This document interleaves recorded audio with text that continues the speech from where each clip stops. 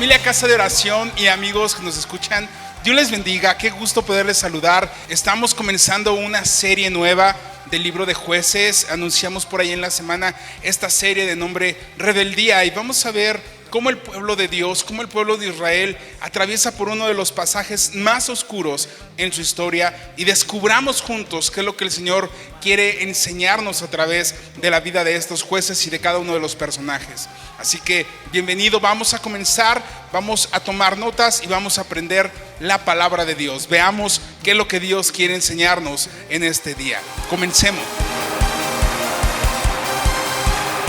¿Dónde están los agradecidos? Vamos a saltar. 1, 2, 1, 2.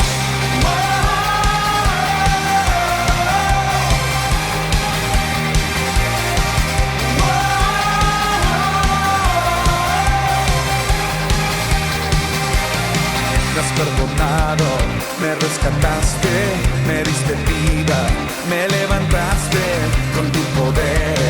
Me transformaste y con tu aliento me has hecho libre.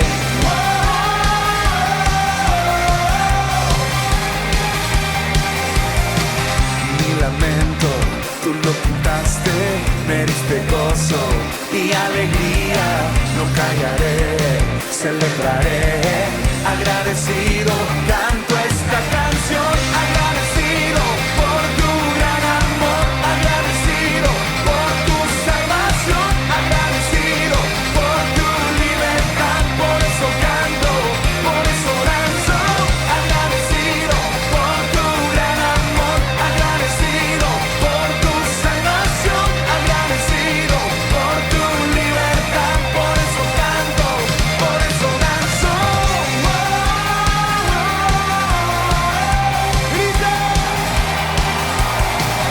Mi lamento, tú lo quitaste, me diste gozo y alegría. No callaré, celebraré, agradecido canto esta canción. Agradecido por tu gran amor, agradecido por tu salvación, agradecido por tu libertad. Por eso canto, por eso danzo. Agradecido por tu gran amor, agradecido por tu salvación, agradecido por tu libertad. Por eso canto. Ahora ustedes conmigo.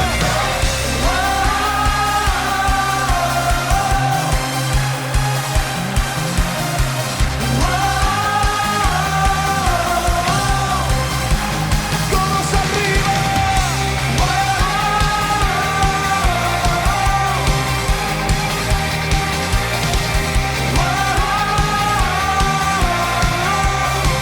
Alguien puede saltar.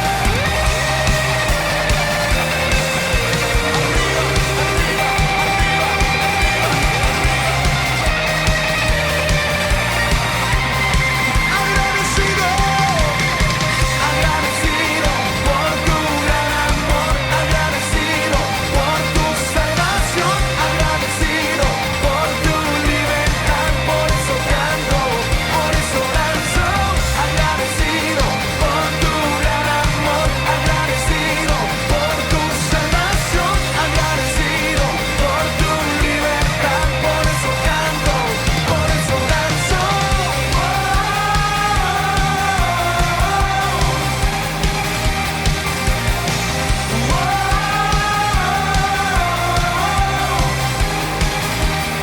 Agradecido. El tema del día de hoy se llama Obedientes a medias, y vamos a aprender cómo el pueblo de Israel no obedeció a Dios de la manera correcta ni de la manera completa.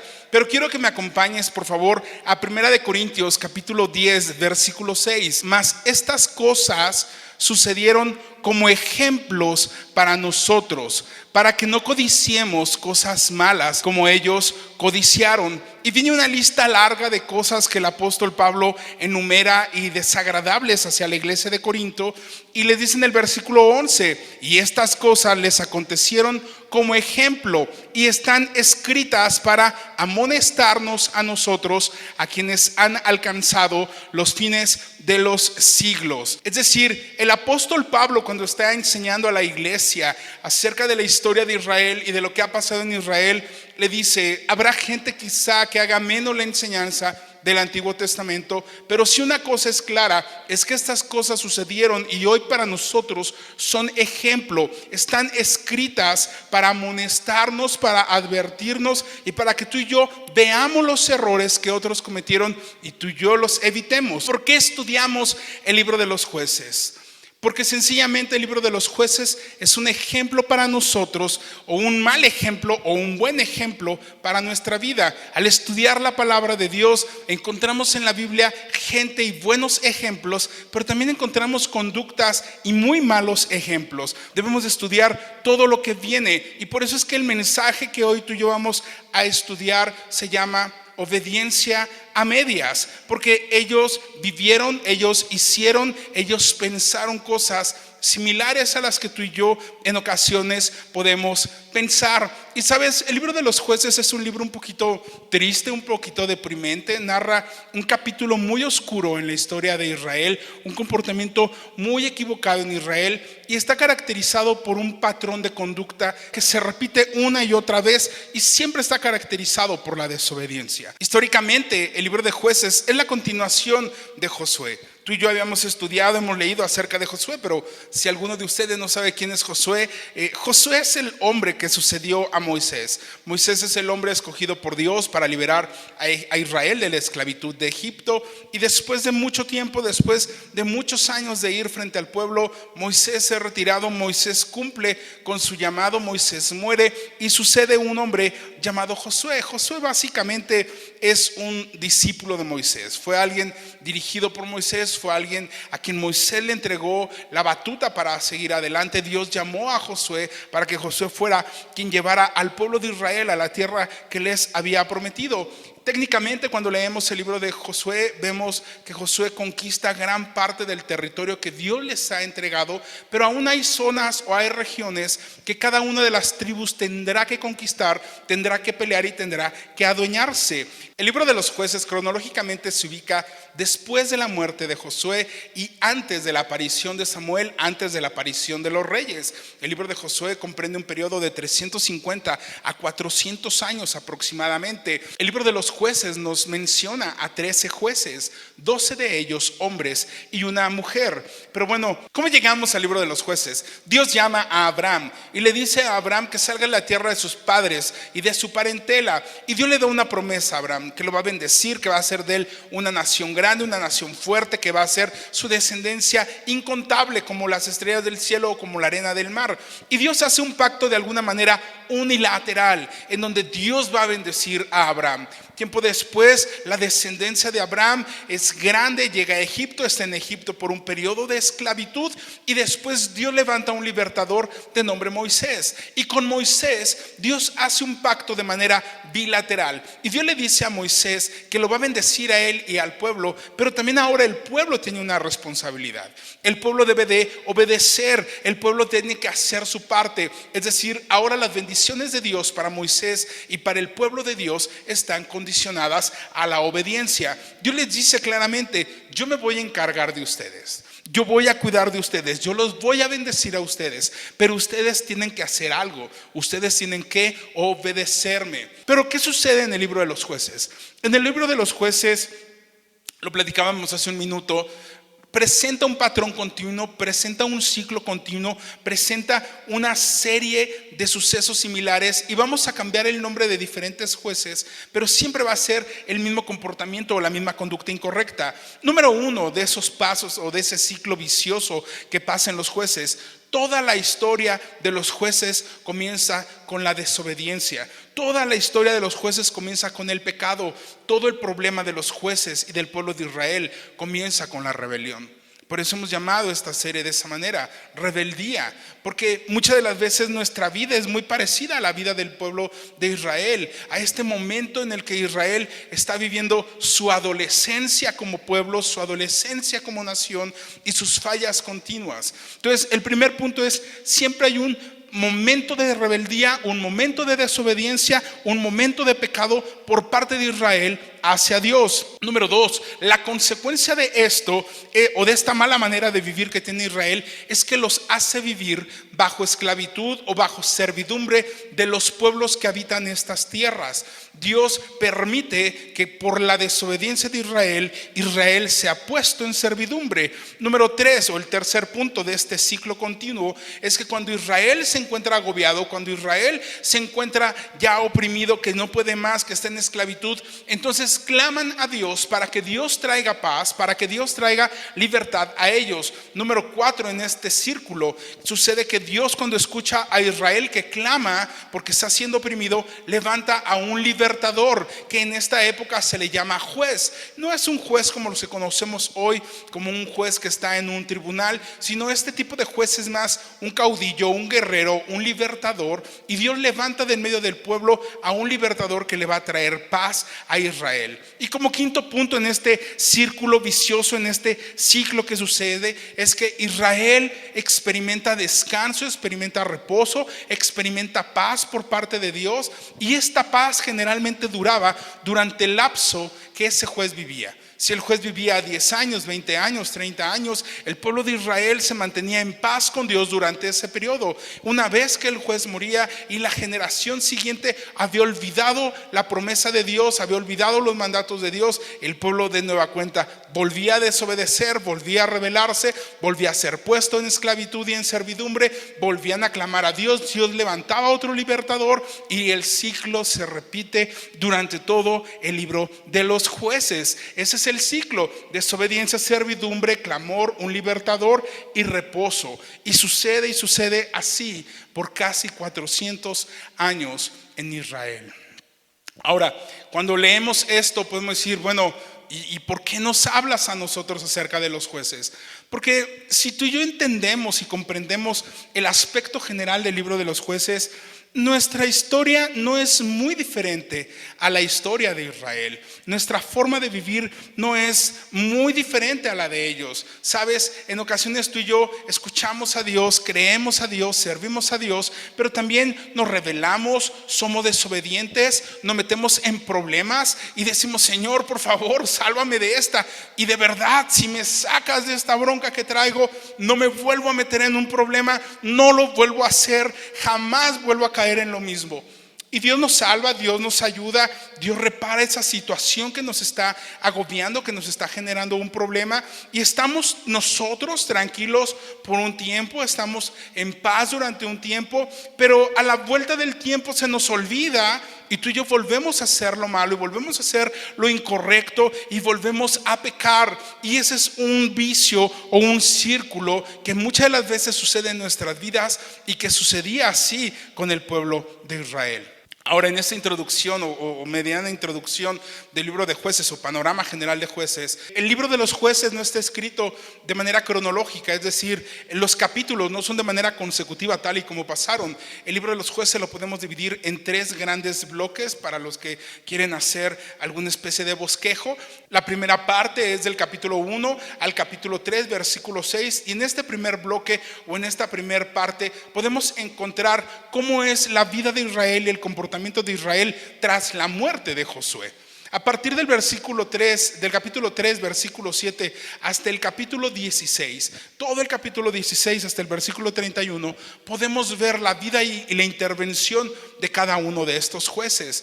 Y es del capítulo 17 al capítulo 21 de Jueces que vamos a ver un panorama general de nueva cuenta de cómo vivía Israel durante esa época. Es decir, si tú y yo queremos enfocarnos, los jueces los vamos a encontrar del capítulo 3 al capítulo 16, y en los 2 primeros capítulos y en los 4 últimos capítulos vamos a encontrar la forma como Israel vivía su vida en estos tiempos. Jueces capítulo 1, versículo 1 y 2 dice: aconteció después de la muerte de Josué que los hijos de Israel consultaron a Jehová diciendo: ¿quién de nosotros subirá primero a pelear contra los cananeos? Y Jehová respondió: Judá subirá. He aquí que yo he entregado la tierra en sus manos.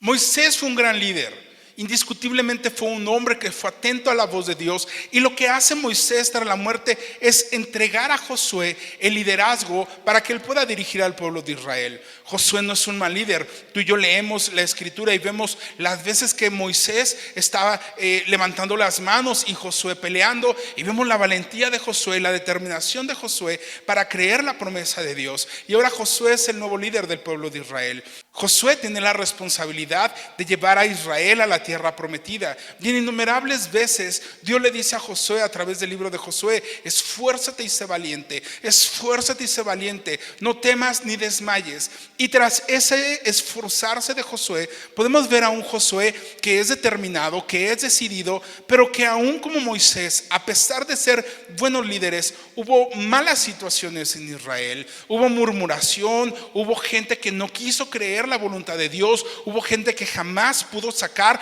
a Egipto de su corazón, y fue toda una generación que murió en el desierto. Ahora Josué ya murió, y tras la muerte de Josué, Israel tiene que hacer algo. Israel había ido tras la dirección de Moisés y después tras la dirección de Josué, pero hoy no está Moisés y no está Josué. Ahora cada una de las tribus tendrá que ser responsable de conquistar la porción de tierra que le fue asignada. Cada una de las tribus de Israel tendrá que pelear y tendrá que colocarse en la tierra que Dios le ha prometido y le ha entregado. Y cuando leemos el capítulo 1, versículo 1 de Jueces, parece que todo va bien. Dice: aconteció después de la muerte de Josué que los hijos de Israel consultaron a Jehová. Y sabes, eso es bastante bueno. El libro comienza con un pueblo que consulta a Dios para tomar una decisión.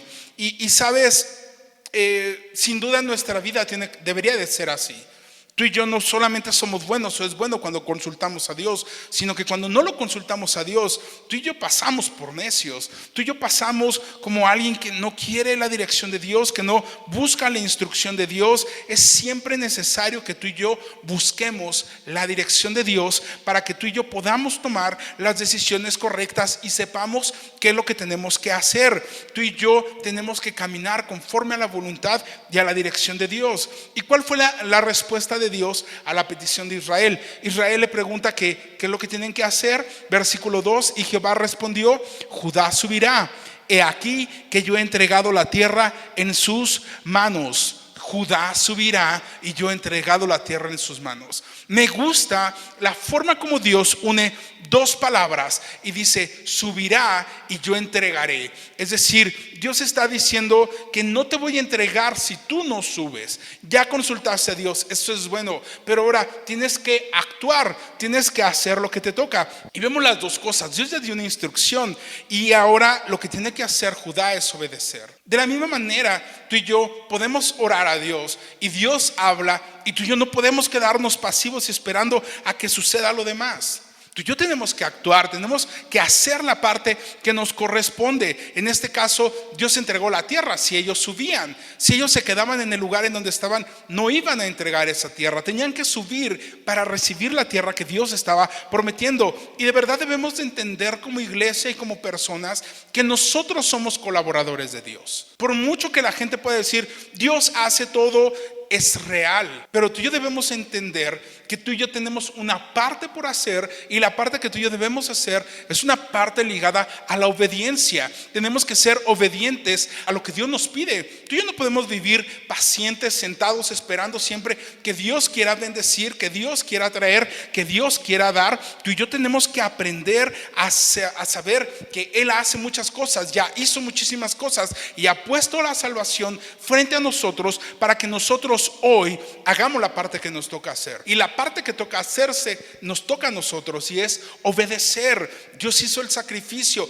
Cristo fue a la cruz, Cristo murió por nosotros, pero tú y yo tenemos que rendirnos, entregarnos y obedecer para que entonces podamos disfrutar de grandes bendiciones. Y entonces Dios le dice: Judá va a subir. Judá es el que tiene que ir porque le voy a entregar la tierra en sus manos. Versículo 3 dice: Judá dijo a Simeón, su hermano: sube conmigo al territorio que se me ha adjudicado y peleemos contra el cananeo, y yo también iré contigo al tuyo. Y Simeón fue con él. Esto a primera vista no tiene nada de malo. De hecho, pareciera bueno, pareciera que Simeón y Judá son hijos de la misma mamá y del mismo papá, y pareciera que como hermanos están trabajando en equipo. Pero quiero que visualicemos la situación. Aunque parezca bueno, aunque parezca que están haciendo un trabajo en equipo, están empezando a caer en una conducta y en una actitud equivocada, porque Dios no dijo subirá Judá y Simeón, sino Dios dio la instrucción y dijo Judá subirá. Quien tenía que subir era Judá. Ahora, no es como que pensemos que los dos, por ser hermanos, había gran convivencia y gran amistad.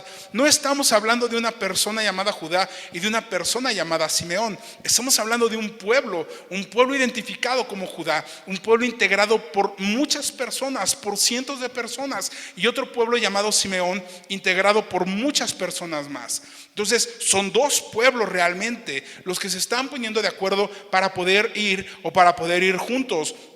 Y hay quien dijera que pues no pasa nada, simplemente están fortaleciendo, están haciendo las cosas.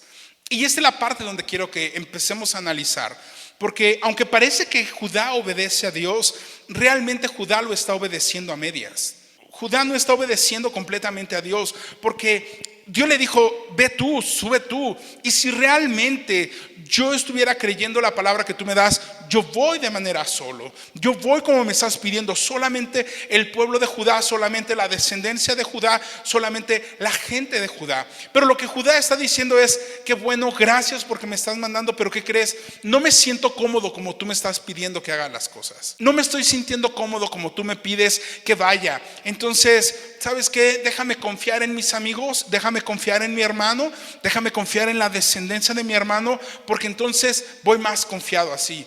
Y Judá está perdiendo de vista una decisión espiritual por una decisión o una reacción conforme a su carne. Judá está caminando y está avanzando ya como él se siente cómodo y como él quiere subir. Y aquí comenzamos a ver un comportamiento equivocado en Judá, y que muchas veces nuestro comportamiento es como el comportamiento de Judá. Dios nos habla por medio de su palabra muchas veces. Dios nos dice muchas veces claras, y muchas otras veces Dios nos va llevando poco a poco al mensaje que quiere entregarnos. Y lo que Dios nos dice es que confiemos en Él, que no confiemos nosotros en nuestra carne, que no confiemos nosotros en nuestros recursos, porque Dios nos dice haz esto, haz aquello, y nosotros sí de alguna manera con una mano nos apoyamos en las bendiciones y en la promesa de Dios, pero ¿qué tal si Dios me falla? Mejor me apoyo con mi otra mano hacia mi otro recurso, hacia mi otra bendición. Y eso no puede pasar. Cuando tú y yo hacemos lo que hizo Judá, o actuamos de la manera como Judá actuó, estamos restando importancia realmente a lo que Dios nos está pidiendo. Estamos con una mano apoyándonos en Dios, pero con otra mano estamos apoyándonos en nuestras decisiones, en nuestra carne y en lo que nosotros creemos que nos hace seguros. Sí, voy a obedecerte, Señor, pero ¿qué crees? Te tengo que obedecer a mi manera, no a la tuya. Esa es la respuesta, ese es el mensaje que Judá le está dando al Señor. Es decir, Judá obedeció a medias lo que Dios le estaba pidiendo o lo que Dios le estaba diciendo. Versículo 4. Y subió Judá, y Jehová entregó en sus manos al cananeo y al fereceo, e hirieron a ellos en Besec a 10,000 hombres, y hallaron a Adoni-Besec en Besec, y pelearon contra él, y derrotaron al cananeo y al fereceo. Mas Adoni-Besec huyó, y le siguieron y le prendieron y le cortaron los pulgares de las manos y de los pies. Entonces dijo Adoni-Besec: 70 reyes, cortados los pulgares de sus manos y de sus pies, recogían las migajas debajo de mi mesa. Como yo hice, así me ha pagado Dios. Y le llevaron a Jerusalén, donde murió.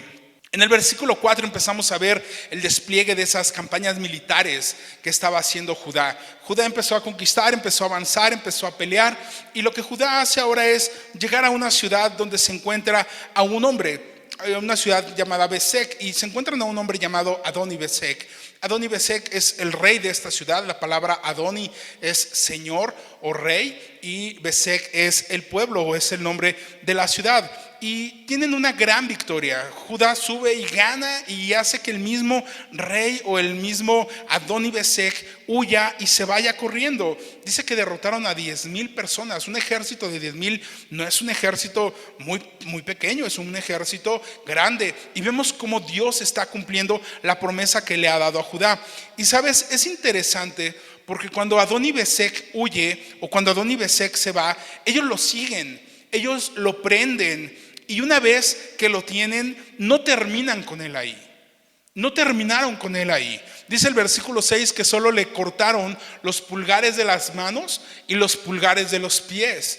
Y esa es una costumbre de la época. Cuando había una guerra en este momento histórico que estamos hablando, capturaban a los prisioneros de guerra y les cortaban los pulgares de las manos. No podían volver jamás a la guerra, no podían volver a empuñar una espada para salir a pelear, y le cortaban los pulgares porque los pulgares son los que les dan impulso, les dan equilibrio y los hacen hábiles para poder salir a la guerra. Es decir, cuando cortaban todos estos pulgares, realmente lo que sucedía es que los incapacitaban. No podían ir otra vez a la guerra, no podían volver a ir a pelear. Y eso fue lo que Judá hizo con Adoni-Bezek. Ahora, hay algo interesante que dice el versículo 7, porque dice Adoni-Bezek, cuando le sucede esto, dice: yo hice lo mismo con 70 hombres y finalmente me ocurrió a mí lo que le hice a otros. Y esto es importante que tú y yo lo comprendamos, porque la palabra de Dios, tanto en el Antiguo Testamento, en Proverbios 22:8, en Oseas capítulo 10 versículo 3, y en el Nuevo Testamento, como 2 Corintios 9:6 y Gálatas 6:7, nos habla de una ley de siembra y cosecha. Y dice: lo que nosotros sembramos, eso es lo que nosotros cosechamos. De aquí quiero hacer énfasis en 3 cosas importantes que tienes que recordar siempre acerca de esto. Y número 1 es que siempre vamos a cosechar lo que sembramos.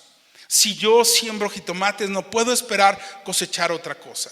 Siempre vamos a cosechar lo que sembramos. Número 2, la cosecha siempre es posterior a la siembra.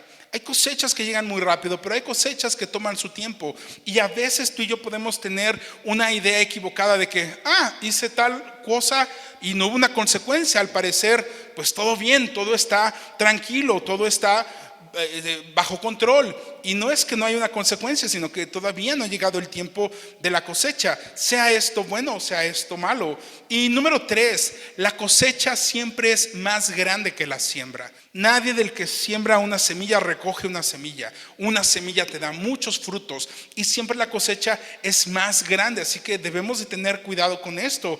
Y esto Adoni-Bezek lo entiende, Adoni-Bezek lo sabe, y ahora se da cuenta que finalmente le terminó pasando a él lo que él le hacía a otras personas o a otros reyes. Y en esta parte, justo en este momento, es donde tenemos que entender y ver por qué nuestra serie se llama Rebeldía. Nos encontramos con una actitud complicada para el pueblo de Israel, y de hecho es una actitud peligrosa, y una actitud peligrosa que tú y yo podemos tener muchas veces. El problema de Israel que los llevó al fracaso continuo fue que Israel obedeció a medias lo que Dios les pedía. Israel no fue obediente 100% ni completamente a lo que Dios les estaba pidiendo, porque a lo largo del primer y segundo capítulo vamos a ver que Israel asume esa actitud peligrosa, esa actitud desafiante, esa actitud de rebeldía, pensando que yo puedo hacer las cosas como yo quiera, no me importa cómo Dios las pidió, yo las voy a hacer como yo quiera. Y eso es lo que Israel hizo, y muy parecido es eso en nuestra vida. Hay cosas en nuestra vida que pueden ser peligrosas, que pueden ser difíciles, que son complicadas, pero Dios nos ha pedido a ti y a mí que las hagamos. Y muchas de las veces tú y yo hacemos parte de esas cosas, hacemos parte de algunas cosas de esas. En la semana publicamos en Facebook ciertas citas bíblicas que te invitamos a leer para que pudiéramos comprender un poco el panorama de Jueces. Las estuvimos mandando a cada uno de ustedes, y quiero que leamos solamente una de ellas, que es Deuteronomio 7, del versículo 1 al versículo 5. Y dice la palabra de Dios: cuando Jehová tu Dios te haya introducido en la tierra en la cual entrarás para tomarla, y haya echado de delante de ti a muchas naciones, al Eteo, al Gergeseo, al Amorreo, al Cananeo, al Fereceo, al Heveo y al Jebuseo, 7 naciones mayores y más poderosas que tú, y Jehová tu Dios las haya entregado delante de ti y las haya derrotado, las destruirás del todo, y no harás con ellas alianza, ni tendrás de ellas misericordia, y no emparentarás con ellas, no darás tu hija a su hijo, ni tomarás a su hija para tu hijo, porque desviará a tu hijo de en pos de mí, y servirán a dioses ajenos, y el furor de Jehová se encenderá sobre vosotros, y te destruirá pronto. Mas así habéis de hacer con ellos. Sus altares destruiréis, y quebraréis sus estatuas, y destruiréis sus imágenes de acera, y quemaréis sus esculturas en el fuego.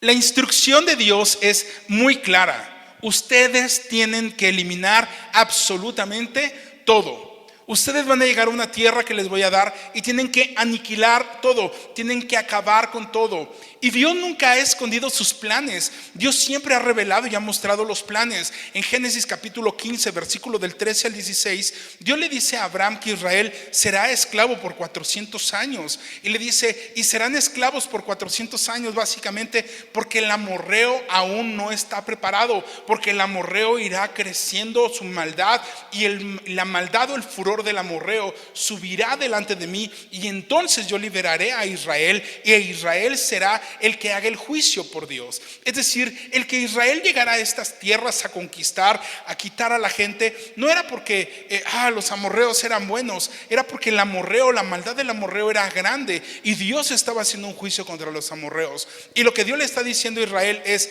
vas a ir y los vas a quitar a todos. Y hoy lo que hace Israel, cuando tú y yo leemos que lo que hace Israel le perdona la vida a Adonibesec. Israel perdona a ciertas tierras y ciertas naciones y ciertos pueblos que viven en la zona de Canaán. Por eso es muy importante que tú y yo entendamos que a veces podemos pensar equivocadamente que Dios es injusto. Pero Dios lo que está haciendo es emitir un juicio contra el amorreo, e Israel es el instrumento para ese juicio. Dios les tuvo paciencia a los amorreos por más de 400 años para que el amorreo volviera de sus malos caminos, para que el amorreo volviera de hacer lo malo y dejara de ser idólatra. Pero la maldad del amorreo incrementó y creció. ¿Qué es lo que pasa entonces con los hijos de Israel? Que a Adonibesec no lo eliminaron, solamente lo incapacitaron. Es decir, la instrucción no era cortarle los pulgares, sino mátalo, extermínalos. Y de esta manera sutil, o con esa misericordia sutil de Israel, empieza a ocurrir algo que muchas veces nos ocurre a nosotros. Y es que parcialmente somos obedientes a Dios. Es decir, no cumplo en esta área, pero estoy cumpliendo en otra área. Y sabes, el que tú y yo seamos parcialmente obedientes o obedezcamos a medias a Dios nos hace desobedientes completos. Yo no puedo obedecer a Dios solo en lo que me conviene. Yo no puedo obedecer a Dios solo en lo que yo quiero. Yo no puedo obedecer a Dios solo en lo que me es cómodo, en lo que me gusta. Dios nos pide que le obedezcamos en todo. Dios nos pide que rindamos nuestra vida a Él en todo. Y a lo mejor te dirás, bueno, ¿y eso qué tiene que ver conmigo si yo pues no estoy matando a nadie? Yo no tengo que ir a conquistar una tierra. Yo no tengo que sacar a ningún amorreo ni a nadie. Y sabes, nuestra lucha como cristianos, aunque la palabra de Dios dice que no es contra carne ni sangre, porque yo no tengo que estarme peleando con el hermano, sino nuestra lucha es espiritual. Tú y yo tenemos un enemigo palpable y tangible que es nuestra carne y son nuestros deseos. Tú y yo peleamos continuamente con esa carne, nuestros deseos caídos que buscan salir y buscan vivir de manera incorrecta en nosotros. Y es una lucha que tú y yo tenemos que comprender y mantener. Y debemos de entender que la lucha con nuestra carne la vamos a tener siempre. Y la vamos a tener hasta que Cristo venga por su iglesia o hasta que tú y yo muramos. Tenemos una lucha continua contra la carne, contra el mundo y contra el diablo. No se trata de inmovilizar mi carne, sino de hacer morir mi carne. Pablo le dice a los colosenses en el capítulo 3, versículos del 5 al 9: haced morir pues lo terrenal en vosotros, fornicación, impureza, pasiones desordenadas, malos deseos y avaricia, que es idolatría, cosas por las cuales la ira de Dios viene sobre los hijos de desobediencia, en las cuales vosotros también anduvisteis en otro tiempo cuando vivíais en ellas, pero ahora dice: dejad también vosotros todas estas cosas: ira, enojo, malicia, blasfemia, palabras deshonestas de vuestra boca. No mintáis los unos a los otros, habiéndoos despojado del viejo hombre con sus hechos. Hay dos palabras que son importantes, y es hacer morir y dejar también. Pablo nos dice que son cosas que tú y yo debemos hacer. No todo lo hace Jesús. Jesús ya hizo el sacrificio. Jesús nos da la vida eterna. Pero no es como que yo le diga: hermano, usted siga viviendo de la manera incorrecta que vive. Dice la palabra de Dios que yo tenemos que hacer morir nuestra carne. Tenemos que dejar esas pasiones. Jesús hizo mucho, hizo todo lo que estaba planeado por el Padre. Pero tú y yo tenemos que responder en obediencia a Dios. Hay una responsabilidad compartida. Hay una bendición, hay una promesa, pero también hay una parte de rendición y de entrega a nosotros. ¿Y sabe la importancia de tener que crucificar y morir a los deseos de nuestra carne? No importa cuánto tiempo tengas de conocer la palabra de Dios o en una iglesia, si tu carne no ha muerto, tu carne te va a hacer ocasión de caer. O pongo a morir al pecado, o el pecado me va a poner a morir a mí. Así de sencillo. No hay otra alternativa, no hay otra salida. El problema de esto es que creemos que porque hacemos algo en la iglesia podemos desobedecer en otras áreas, o porque vivo una cosa no estoy obligado a obedecer en otra. Y siempre nos excusamos con la frase de: al final no todos son perfectos. Y aunque eso es una realidad y jamás seremos perfectos, lo cierto es que tú y yo tenemos que procurar y buscar hacer morir nuestra carne, hacer morir esos deseos, porque de lo contrario seríamos como el pueblo de Israel. Obedezco a Dios en lo que me conviene, en lo que me gusta, en lo que me acomoda, pero lo demás no me importa. Y eso no me hace obediente. Obedecer a medias me hace desobediente. Tengamos mucho cuidado con esto. No le funcionó a Israel. ¿Qué nos hace pensar a nosotros que a nosotros nos va a funcionar? Y esa actitud peligrosa fue la que originó el declive de Israel. Fue lo que ocasionó que Israel continuamente fuera de mal en peor, de fracaso en fracaso. Esa rebeldía, esa desobediencia hizo que Israel viviera de manera incorrecta. Versículo 8: y combatieron los hijos de Judá a Jerusalén y la tomaron, y pasaron a sus habitantes a filo de espada y pusieron fuego a la ciudad. Es decir, van, luchan, derrotan a Jerusalén, pero no la toman, no la habitan, simplemente sigue de paso. Y Jerusalén por muchísimas décadas quedó deshabitada. Por muchísimas décadas no fue una ciudad que fue habitada por Israel. Fue hasta el tiempo de David que David anexa a Jerusalén al territorio y la hace la capital. Versículo 10 dice: después los hijos de Judá descendieron para pelear contra el cananeo que habitaba en las montañas, en el Negev y en los llanos. Y marchó Judá contra el cananeo que habitaba en Hebrón, la cual se llamaba antes Kiriat Arba, e hirieron a Sesai, a Imán y a Talmai. Realmente esto describe una compañía militar que Judá desplegó. Es decir, empezaron a conquistar, empezaron a avanzar, empezaron a tomar territorios. Y ciertamente estaban ellos tomando la tierra que Dios les había prometido, pero no la estaban tomando en las condiciones que Dios les había dicho que lo hicieran. Estaban siendo condescendientes con el enemigo y estaban siendo condescendientes con la gente que no debería de vivir ahí. Versículo 11: de allí fue a los que habitaban en Debir, que antes se llamaba Kiriat Sefer, y dijo Caleb: el que atacare a Kiriat Sefer y la tomare, yo le daré Axa, mi hija, por mujer. Y la tomó Otoniel, hijo de Cenaz, hermano menor de Caleb, y él le dio a Axa, su hija, por mujer. Y cuando ella se iba con él, la persuadió que pidiese a su padre un campo, y ella se bajó del asno, y Caleb le dijo: ¿qué tienes?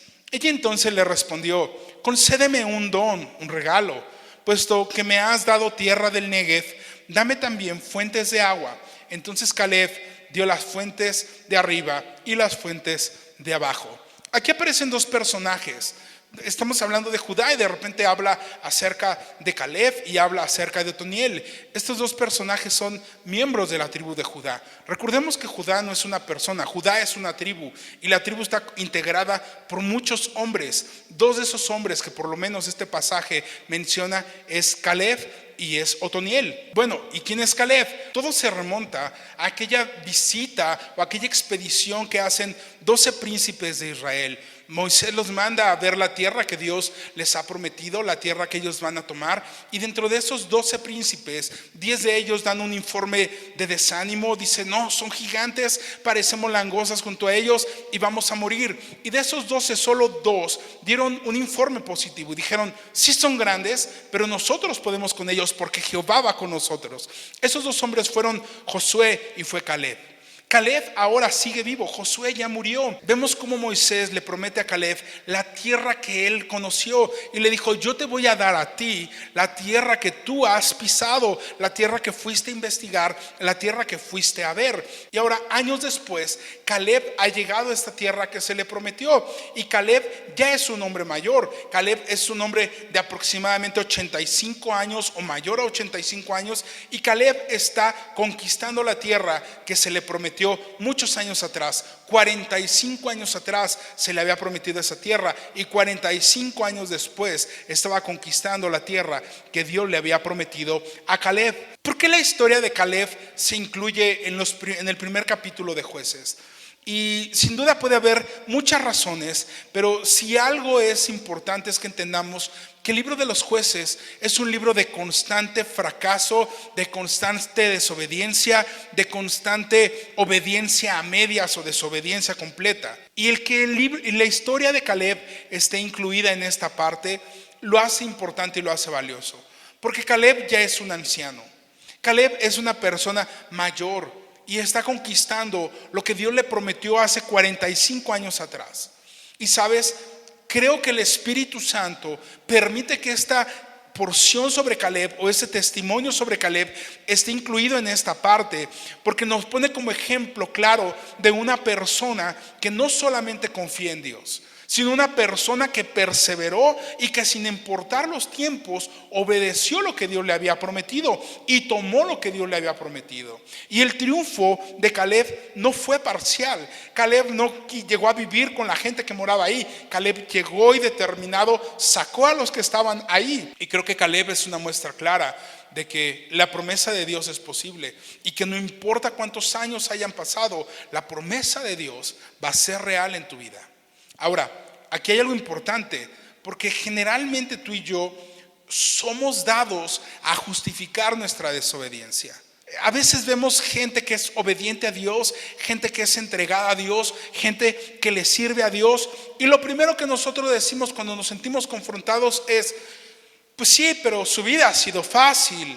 Mi vida ha sido muy difícil. Sí, pero ve, en su casa todos son cristianos, en su casa todos buscan de Dios, en su casa todos hacen esto. Él fue a la escuela, yo no tuve oportunidad de ir a la escuela. Y siempre tenemos una excusa o tenemos un pretexto o tenemos un algo con lo que nosotros nos justificamos y tratamos de racionalizarlo para justificar nuestra desobediencia. Es que no, a él no le tocó la familia que a mí me tocó, porque yo tuve una mamá súper complicada, un papá súper complicado, a mí me abandonaron, y siempre hacemos de nuestros problemas personales la mejor justificación para desobedecer y no cumplir y no rendirnos como tenemos que hacerlo con Dios.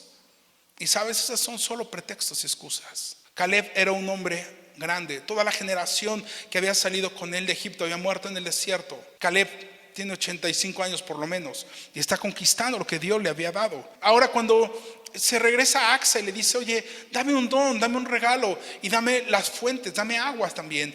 Ellos habían tenido tierra, pero saben, la tierra sin agua no te sirve, necesitas el agua para vida. Jesucristo es la vida. No importa cuánta tierra podamos tener, no importa qué tan vastos creamos que somos, si no tenemos el agua de vida que es Cristo, no valemos nada. Es la tierra la que vale cuando tiene el agua. Versículo 16 dice: y los hijos del Ceneo, suegro de Moisés, ¿te acuerdas del suegro de Moisés? Subieron de la ciudad de las palmeras con los hijos de Judá al desierto de Judá, que está en el Negev, cerca de Arad, y fueron y habitaron con el pueblo. Y fue Judá con su hermano Simeón, y derrotaron al cananeo que habitaba en Cefat, y la asolaron, y pusieron por nombre de la ciudad Orma. Tomó también Judá a Gaza con su territorio, Ascalón con su territorio y Ecrón con su territorio. Hasta aquí vamos bien. Versículo 19 dice: y Jehová estaba con Judá, quien arrojó a los de las montañas. Y pon atención lo que dice aquí. Aquí empieza la espiral descendente. Mas no pudo arrojar a los que habitaban en los llanos, los cuales tenían carros errados. De aquí en adelante vas a encontrar la palabra arrojar precedida de la palabra o de la frase no pudieron.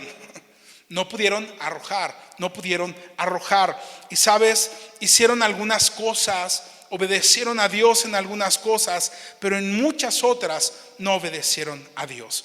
¿Y por qué no arrojaron a los que tenían que arrojar? ¿Cuál fue la causa para que ellos no arrojaron a los que tenían que arrojar? Dios nos habla y nos dice siempre claramente qué es lo que va a hacer en nuestra vida. Dios sabe que tú y yo somos miedosos. Dios sabe que tú y yo somos hombres y mujeres con dudas. Dios sabe de nuestras incapacidades para enfrentar y confrontar muchas situaciones. Y como Dios conoce el corazón de Israel, Dios le advierte de lo que va a pasar. Deuteronomio capítulo 20, del versículo 1 al versículo 4, dice: cuando salgas a la guerra contra tus enemigos, si vieres caballos y carros y un pueblo más grande que tú, no tengas temor de ellos, porque Jehová tu Dios está contigo, el cual te sacó de la tierra de Egipto.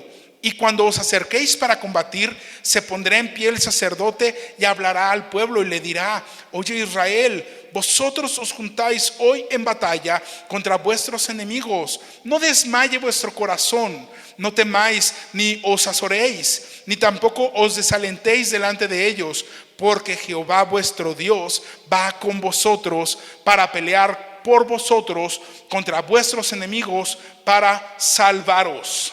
Dios les dijo muchos años atrás: ustedes van a enfrentarse a ejércitos que son mucho más fuertes que ustedes, a ejércitos que son mucho más grandes que ustedes, a ejércitos que quizá tengan caballos, a ejércitos que tengan carros. Pero señores, no olviden que yo soy el que va a pelear por ustedes. No dejen de creer, no dejen de confiar que yo soy el que va a pelear por ustedes. Ustedes no tengan miedo, ustedes párense firmes. Dios les dice que ellos no se preocupen ni teman, aunque el enemigo tenga un armamento enorme, aunque tenga mucho más hombres que ellos. Dios está del lado de Israel. Y esa es la razón por la cual tú y yo no deberíamos de tener miedo. Esa es la razón por la que tú y yo debemos de estar seguros y confiados en Dios.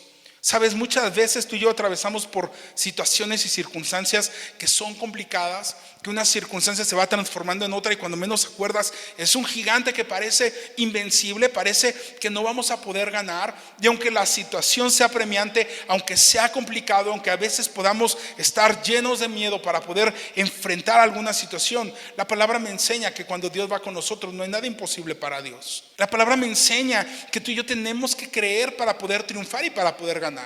Pero si mi confianza no está en Dios y mi confianza está en mi Simeón, o está en mis recursos, o está en mi estrategia, o está en lo que yo creo, seguramente me va a dirigir al fracaso.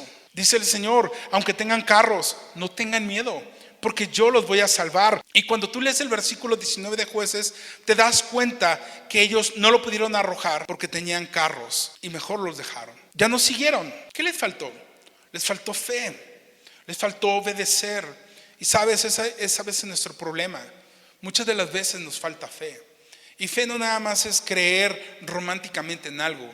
Fe es creer, pero también es obedecer. Y si tú hoy puedes estar creyendo una parte pero no obedeces, vives una religión. Y lo que la palabra de Dios no quiere que tú y yo vivamos en una religión, sino que vivamos en una relación y podamos mantener una relación con Cristo Jesús, donde podamos creer y podamos obedecer de la misma manera. Eso es lo que el Señor nos enseña, confiemos en Él. Versículo 20, y dieron Hebrón a Caleb, como Moisés había dicho, y él arrojó de ahí a los 3 hijos de Anac. Mas el jebuseo que habitaba en Jerusalén no lo arrojaron los hijos de Benjamín.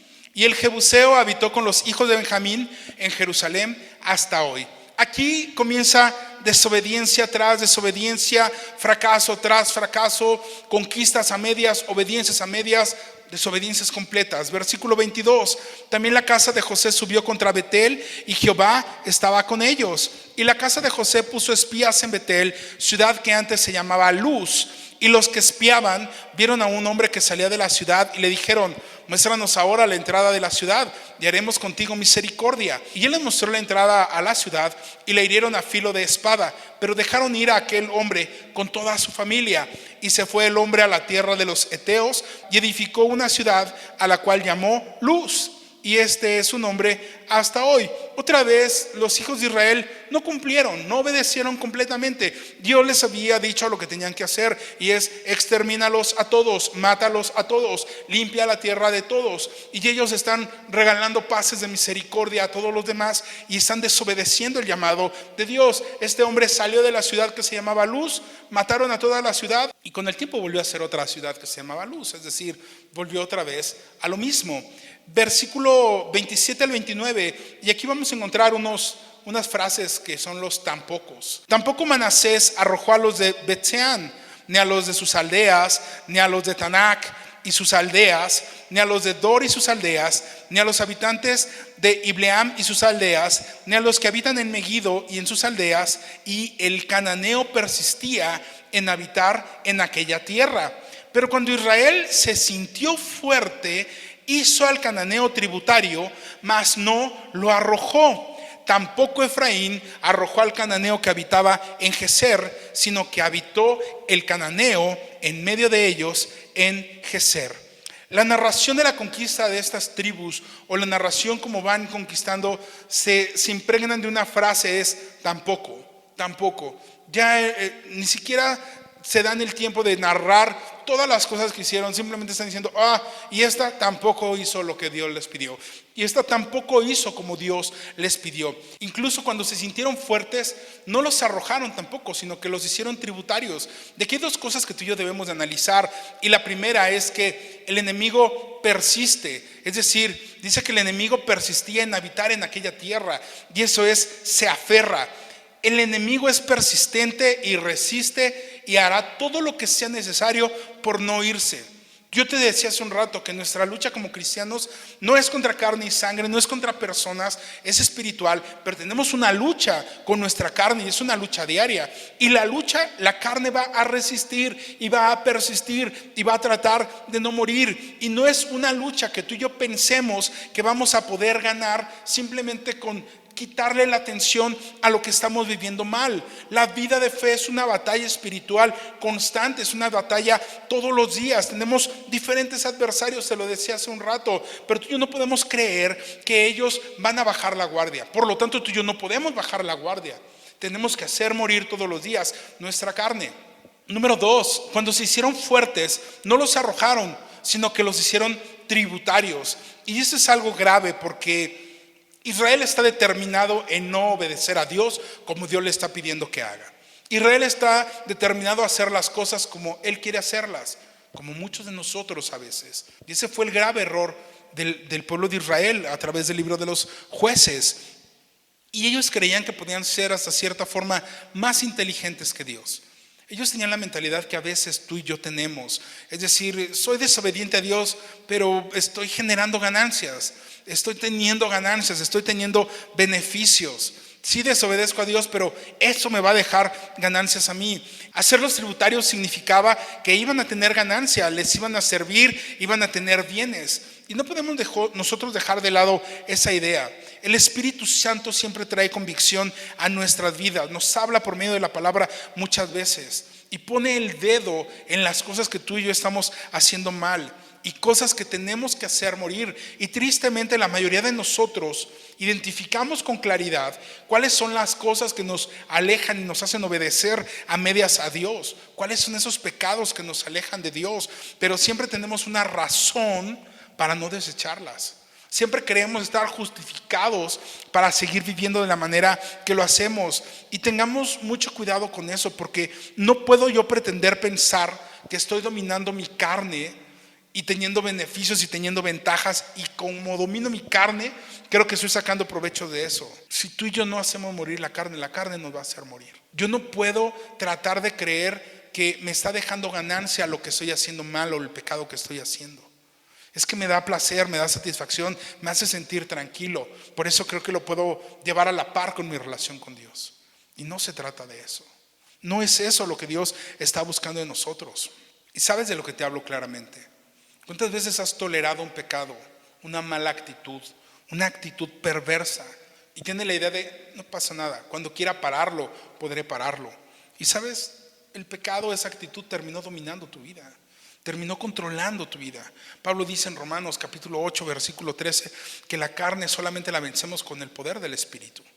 No es con otra forma que vamos a vencer la carne. La carne la vamos a vencer solo con el poder del Espíritu. De lo contrario, la carne te va a terminar controlando a ti.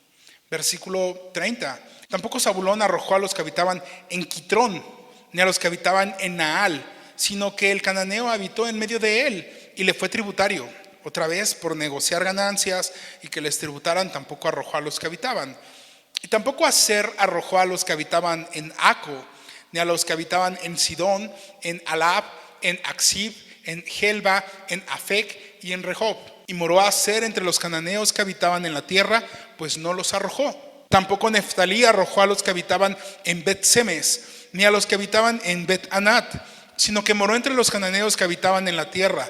Mas le fueron tributarios los moradores de Bet-Semes y los moradores de Bet-Anat. Y los amorreos acosaron a los hijos de Dan hasta el monte y no los dejaron descender a los llanos.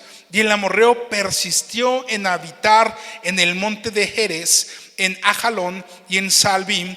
Pero cuando la casa de José cobró fuerzas, ¿qué dice? ¿Lo derrotó y lo sacó? No, lo hizo tributario otra vez. Voy a tener ganancias, más monedas en mi bolsillo, pero no estoy obedeciendo lo que a Dios le agrada. ¿Sabes? Esta vida no se trata de los beneficios o de las riquezas. Esta vida se trata de la obediencia que tú y yo tengamos para Dios. Esta tierra se vio con el afán de querer recursos, con el afán de querer tener tierras debajo de ellos, con el afán de tener gente a la que ellos estuvieran cobrándole y pisándolos, y gente que estuviera dándoles a ganar. Pero sabes, ese fue un problema porque estaban desobedeciendo completamente a Dios. Versículo 36 dice: y el límite del amorreo fue desde la subida de Acrabim, desde Sela hacia arriba. Básicamente desde el versículo 19 hasta el versículo 36 es una historia de obediencia a medias. Es una historia donde obedecemos a medias, consecuentemente venimos a un fracaso. Obedecemos a medias y hacemos lo que querramos nosotros. Y habrá quien diga, pues realmente no es tan grave, porque pues sí medio avanzaron, no se quedaron donde estaban. Pero sabes, no se trata de cuánto creas tú que estás bien. La semana que entra en el capítulo 2 vamos a ver la reacción de Dios a este comportamiento y lo que Dios dice acerca de lo que están haciendo ellos. Y sabes, no podemos justificarlos a ellos como tampoco podemos justificarnos a nosotros. Tenemos que tomar las cosas de Dios bien serias. Tenemos que tomar los mandatos de Dios como algo serio. No podemos tú y yo tomar las cosas de Dios como algo de si es una opinión o si es una alternativa o si está bien o no que lo haga. Tú y yo sabemos que si Dios nos está ordenando algo, tú y yo tenemos que obedecer. Todo lo que ellos permitieron que viviera en esa tierra fue de lo que después ellos terminaron siendo esclavos. Lo que tú y yo estamos viviendo el día de hoy, el pecado que estamos viviendo, las situaciones incorrectas que estamos viviendo, son las situaciones de las que mañana tú y yo seremos esclavos. Tú sabes cuáles son las cosas que estás tolerando, que no debes de tolerar en tu vida y que te han vuelto esclavo. Pero esposo, esposa, hijo, hija, si tú estás viendo comportamientos en tu casa, con tus hijos, con tus padres, con tu pareja, y las estás aplaudiendo y las estás tolerando, el día de mañana tristemente tu casa va a estar enrolada en una serie de actitudes y consecuencias que te van a llevar a clamar a Dios. porque estás metido en un problema que tú toleraste y en un tema que tú permitiste. ¿Cuál es el mensaje de Jueces para nosotros? Amados, sin duda tú y yo debemos de comprender que la carne y el pecado que toleremos hoy van a ser indefectiblemente lo que nos llevará a morir el día de mañana. Todo lo que tú y yo permitamos, todos los deseos que tú y yo guardemos, todo aquello que tú y yo anhelemos, no importa cuántos años puedas tener en el cristianismo o de conocer la palabra de Dios, si tú no haces morir la carne, si tú no haces morir lo terrenal, eso va a ser lo que te haga morir. La siguiente semana vamos a ver cuál es la sentencia que Dios le da a Israel por no obedecer. Estaremos estudiando qué fue lo que Dios hace, qué es lo que Dios le dice. Dios le dice: bueno, ustedes quieren ser desobedientes, está bien, disfruten las consecuencias de su desobediencia, porque yo les instruí claramente que no hicieran alianza con esas personas y ustedes decidieron hacerlos. Entonces ahora ustedes van a ser la servidumbre de ellos. Y sabes, el pecado no es malo porque Dios lo prohíba. Dios lo prohíbe porque es malo. Dios no nos habla a ti y a mí de que el pecado es malo porque para los ojos de Dios sea malo y para ti sea bueno. El pecado es malo, el pecado nos va a llevar a la muerte.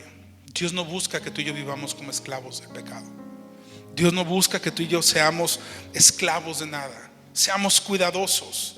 Seamos cuidadosos. Pablo le dice a los corintios: todas estas cosas escribieron para que nosotros podamos aprender, para que nosotros estemos atentos y no sigamos ese patrón o ese mal ejemplo. De verdad hoy tenemos una esperanza y la esperanza se llama Jesucristo. De verdad hoy tú y yo tenemos un parecido impresionante con este Israel adolescente, con este pueblo de Israel. Pero tú y yo tenemos hoy la oportunidad de poder ver en qué estamos fallando y poder venir al Padre en arrepentimiento y clamar a Él por ayuda. No esperemos estar siendo oprimidos, no esperemos a estar en servidumbre. Tú y yo podemos el día de hoy poder rendirnos delante de Dios, podernos rendir delante de Él y decirle: Señor, he guardado este pecado por años, he guardado estas conductas por años, he guardado todo esto por una apariencia por años, pero hoy no quiero seguir viviendo así. Entendamos que el libro de los Jueces nos habla de una serie de libertadores que vinieron a traer paz a Israel. Nosotros tenemos al libertador de libertadores. Nosotros podemos clamar a Jesucristo porque Él es nuestro libertador. No hay nada que Jesús no pueda romper, no hay esclavitud que Jesús no pueda quitar, no hay ninguna situación en tu vida que Él no pueda corregir, no hay adicción que Él no pueda controlar, no hay problema, no hay rencor, no hay odio, no hay falta de perdón, no hay lujuria, no hay pornografía, no hay fornicación, no hay drogas, no hay nada que Jesucristo no pueda tomar el día de hoy para hacerte libre. No hay nada que el Señor no pueda hacer el día de hoy para hacerte libre de eso. Pero sabes, tienes que venir realmente a Él. Es padre cuando vemos un tema, cuando vemos un estudio, pero si la palabra al final no me confronta, no me está llevando a los pies de Jesús. Tú y yo tenemos que ir a los pies del Señor. Y podemos hacer nuestras las palabras del apóstol Juan en primera de Juan 1:9. Y dice que si confesamos nuestros pecados, Él es fiel y justo para perdonarnos y para limpiarnos de toda maldad. Así que mi oración es: reconoce al Señor en tus caminos, arrepiéntete y camina en rectitud delante de Él, que Dios quiere darte grandes victorias y quiere ensanchar tu tienda y tu territorio. Dios te bendiga. Amigos e iglesia que nos escuchan, gracias por sintonizar este tema. Estamos en contacto contigo a través de nuestras redes sociales. Recuerda, seguimos en semáforo rojo. Cuídate en casa, mantente en casa, y están nuestros números, están los avisos y los anuncios en el video. Si tienes alguna petición por la cual quieras que oremos, haznosla llegar y con gusto estaremos en contacto contigo. Dios les bendiga, excelente día.